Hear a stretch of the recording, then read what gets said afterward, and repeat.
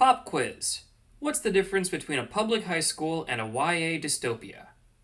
Well, one has a long list of horrors, including abusive yet often incompetent authority figures, violent thugs, nonsensical rules, having your freedoms and status decided for you by classifications outside of your control, and you're constantly being lied to by the people who have authority over you. And then the other is a YA dystopia. High school is a bit of a weird time for a lot of people. For most kids, this is the point in their lives when they start to realize that most of their teachers aren't the kind, wise people who just want to educate the next generation that they're shown to be in kids' cartoons. Part of this has to do with the kinds of people who become teachers for different grades. Generally, people who want to teach kindergarten to 5th grade are really just looking to watch kids like a babysitter of sorts, except with a lesson plan. Middle school teachers are usually interested in teaching things that are a bit more advanced to kids who wouldn't be able to grasp them at least until they're in the 6th grade. But high school teachers are a bit more of a mixed bag. There are still some people who just want to teach and are interested in covering subjects too advanced for anyone younger than the 9th grade, but in the United States, a lot of teachers are really just adult failures. Sorry, but it's the truth. And what separates these kinds of teachers from the ones who just want to teach is that they don't usually have the babysitting skills that the younger grade teachers have. It's not easy watching a class full of 1st graders. They still think boogers are a food group. And people who fail into a teaching position don't usually have what it takes to handle them. And the thing is, adult failures, surrounded by young people who still have a chance at doing something great with their lives, they're not exactly the most polite people you're going to find. I've mentioned before how I once had an English teacher who was technically a man-hating feminist, but she also hated any girl who wasn't as fat and stupid as she was, which basically meant she hated everyone equally. And the reason behind it was because any girl in her class who wasn't a complete idiot, or at least didn't have to have the door to the classroom remodeled in order to fit through it, had a chance at a future. A brighter one than this teacher ended up with. High school is when you start having people who are bitter at their own lives taking it out on you. It can happen earlier, obviously, but if you haven't experienced it before the 9th grade, that's when it becomes a guarantee. And some of these people are going to be in positions of authority over you. And then there are the teachers who are politically motivated. You ever wonder why so many high school English teachers are staunch feminists who make sure to tailor the curriculum around feminist literature, even if it comes at the expense of preparing students for the AP English exam that they're supposed to be getting you ready for? The reason is simple. High school doesn't have a mandatory feminist theory class, but it does require you to take 4 years of English. A lot of these kinds of teachers are adult failures, mostly ones who majored in something dumb like women's studies or feminist theory in college, and the only thing that they have left that they want to do with their lives is to spread their ideology in a class they know everyone will have to take. A lot of them are also failed writers specifically. Like, they want or wanted to write a book, allegedly, but they don't actually want to sit down and type the thing out. Or they tried that, but it wasn't any good and it wouldn't actually sell. So, you not only have bitter, angry, incompetent people in high school who have authority over you, but some of them are actively trying to feed you propaganda, and will often punish you by docking your grade if you don't at least pretend to agree with their party, I mean the teacher's message. But then there are the problems with high school that don't come from the teachers. For example, in the United States, you are more likely to experience violence in a public school than anywhere else in the country, and that includes places with high crime rates. This isn't a gun issue either. It's just good old-fashioned school bullying, often from kids who are idiots. In fiction, the bullies are usually jocks, athletes who are somehow still on the football team despite being portrayed as too dumb to keep their grades above the school requirements. In real life, the bullies are often jock wannabes. Kids who either didn't have what it takes to make the team, or whose grades were so bad they couldn't join even if they had the skill and physique. And the fact that they can't have the thing that they want, and maybe even train for because of their bad grades, is part of why they're beating up smaller kids. Real jocks don't need to bully other people to feel good about themselves. They've got better things to do. But why should physical bullies have all the fun? High school has plenty of verbal and social bullying opportunities as well. So, to your average teenager, there isn't that much difference between a generic teen dystopia and the world they already live in. In both cases, you go where people with authority tell you to go. You do what the authority figures tell you to do. said authorities often being bitterly motivated to make your life as miserable as possible, but not motivated to do the one job of protecting the kids in their custody that they're supposed to be doing. Other issues include teaching things that are demonstrably false, either from outdated versions of history or things that are provably untrue just because they don't add up, but the teacher has an axe to grind or a propaganda narrative to push. Now, there is one thing that separates a typical YA dystopia novel from high school. And that's the fact that high school has this bright light at the end of it called graduation, where rumor has it you get to leave the asylum and enter this magical place called the real world, where there are no more bullies, no more cliques, no more stupid busywork that doesn't actually produce anything of value, and the people in positions of authority got there entirely by merit, and none of them are ever stupid, evil, or incompetent. And the rules they implement are always fair and just.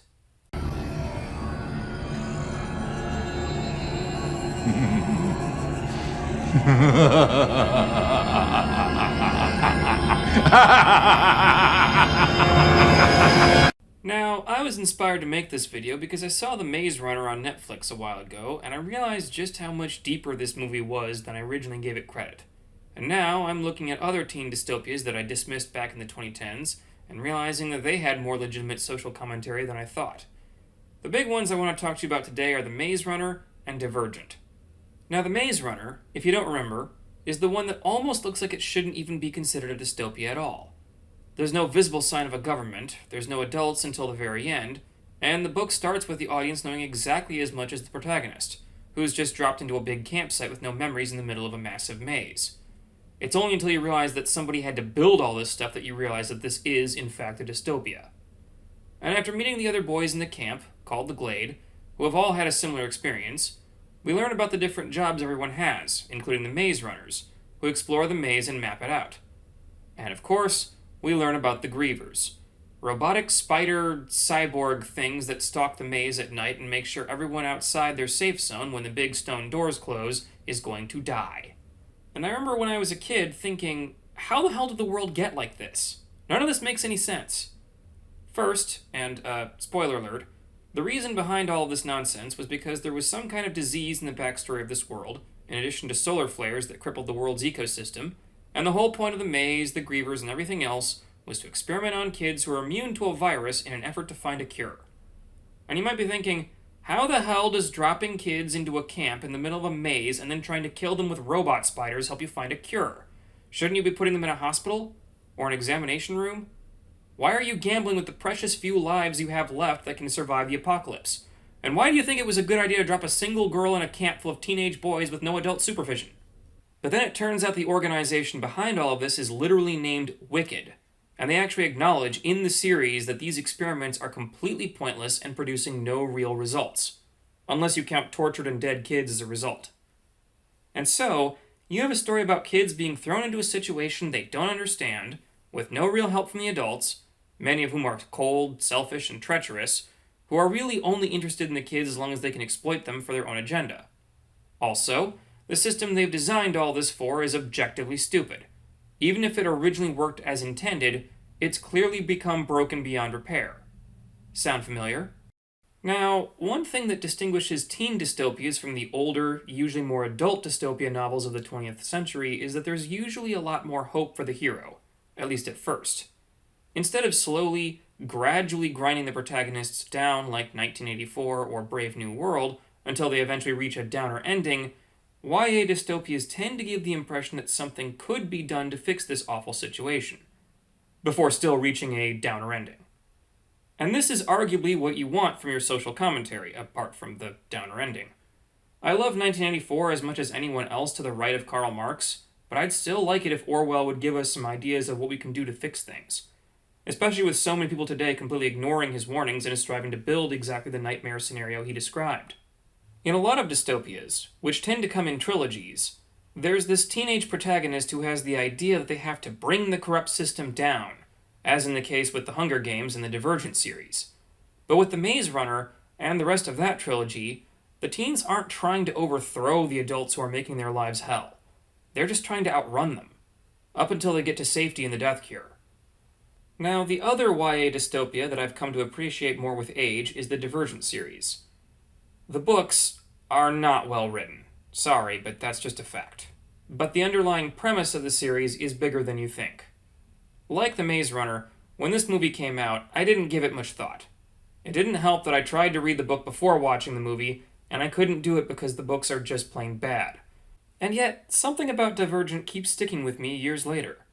The story's premise starts with everyone living in a future version of Chicago where everybody takes a test to identify which SAT word best describes their personality, and then chooses one of 5 factions to join, which also selects the job they're going to be forced to do for the rest of their lives. The first group is abnegation, which is supposed to mean selflessness. We don't really know much about them except that they're supposed to be the leaders of the city due to their perceived incorruptibility. Then there's candor. These are the honest guys who do most of the legal work. Next is amity, which sort of means cooperation.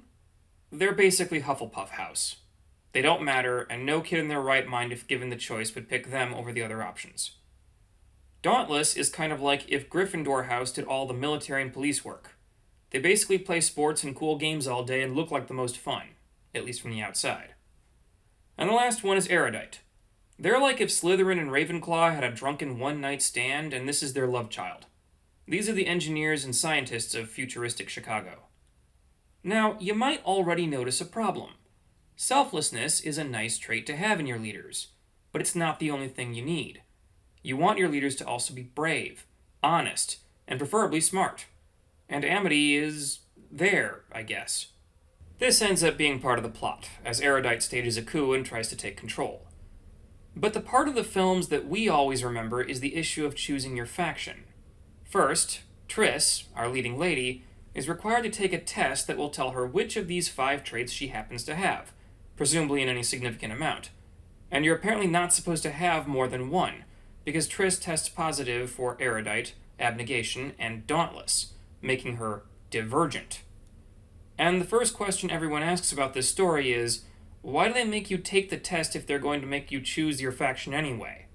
Why not just make the kid go into whatever faction they scored highest for? Why even give them a choice at all? Well, remember in high school where they'd make you take a number of different career tests to try and figure out the career that was right for you, and then afterwards they just let you pick your career path anyway? Yeah, it's basically that. Sure, this is partly symbolic of choosing what clique you're going to join, but it's also a symbol of picking your actual job, choosing your future. And here's where things get completely insane. After she chooses to join Dauntless, Triss gets introduced to the scoreboard, which ranks each new recruit to the faction. The bottom group get cut, meaning they get kicked out of Dauntless. They don't get to pick a new faction. They just become part of the factionless, homeless people. Now think about that for a moment. Dauntless is the faction that does the police work and military service. Most of their job, when they aren't running around playing parkour games, is spent policing the homeless who are committing most of the crime, because they literally have to steal to survive. So, the faction that's in charge of stopping crime has set up a system where a portion of their new recruits are guaranteed to end up homeless and cause more crime.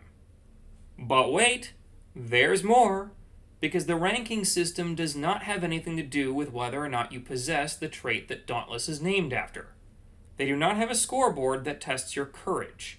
It is a scoreboard testing your physical abilities, which are unrelated to the test you took before being locked into this faction. Yes, technically you chose this, but none of the new recruits were told about the ranking system before they made their choice. And you know that all of the factionless people in society couldn't have all come from Dauntless. Every one of these factions might very well have a similar system for throwing people out. Like Amity probably kicks you out if you try to eat meat or something. And all of this is without getting into the whole idea of divergent people, who possess traits outside the ones they're supposed to have for their faction, and how they need to hide that fact because they don't quite conform, which represents how we expect people in specific jobs to act a certain way, and think it's weird if they have personalities that go against our stereotypes. This whole system sounds completely ridiculous.